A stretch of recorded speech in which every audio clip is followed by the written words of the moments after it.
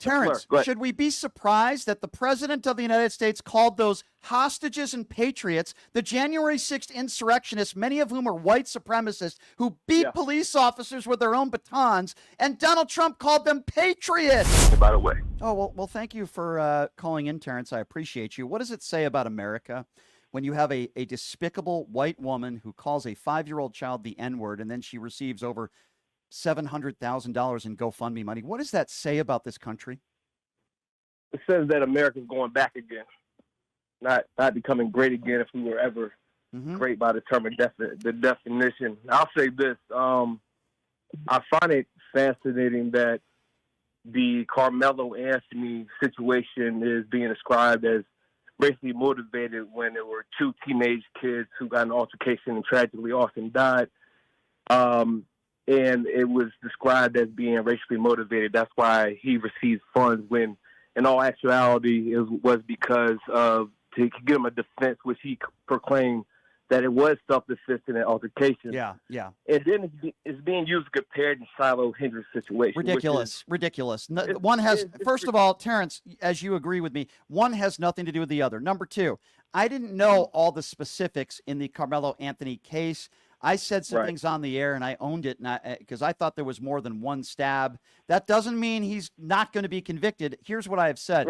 One has nothing to do with the other. They're claiming self-defense. Let the courts play out as they will. I'm glad he'll have money at least for funding his defense team. If he's found guilty, then we will call him a murderer. At least I will. If he's found not guilty, then all those people out there were wrong. And I don't like to conflate the two. We have the idea that because one black kid may have committed a horrible crime is not an excuse to call innocent black children the N-word. And for anybody that makes that defense, you're an imbecile, and chances are you're probably a staunch Donald Trump supporter. It's apples and oranges. It's not even close. Yeah.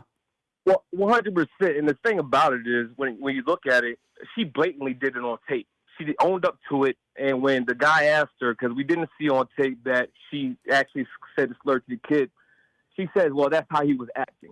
So she admitted that he said it, and then she followed up, doubled down, and called the gentleman taping the incident the N-word multiple times. Correct.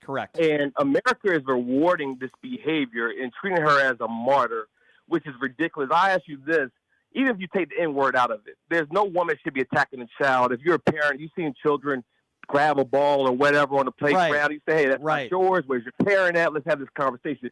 You don't attack a child. But Terrence, should we be surprised that the President of the United States called those hostages and patriots, the January 6th insurrectionists, many of whom are white supremacists who beat police officers with their own batons, and Donald Trump called them patriots? The same people that call those hostages. The same people who call them hostages and patriots, they're thugs, they're terrorists. The same people that call those people patriots are the same people that call this woman a hero, and those are the same people that are donating to her. They're all despicable people, and I hope they can all get on a plane, send them to Gaza, and I hope they never come back. Can I ask Terrence Can I ask you a question, Terrence? Sure. Is it significantly different to call someone the N-word than to say to someone to F off? Is it significantly different? If you can't recognize that, I don't know what to tell you. Yeah, I agree.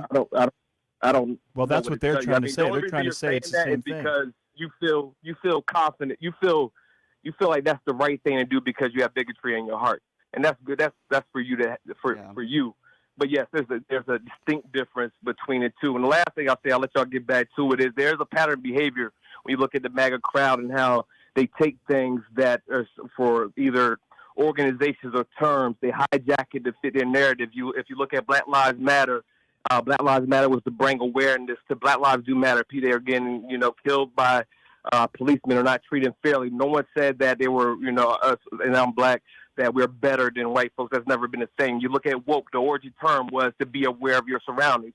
They took it and made it something totally different. They hijacked it. And the same thing kind of goes with the situation with the Carmelo Anthony. They try to hijack it instead of what it was, is supporting his legal defense, because he is proclaiming that it's self-defense. They turned around and made it racially motivated to fit their narrative.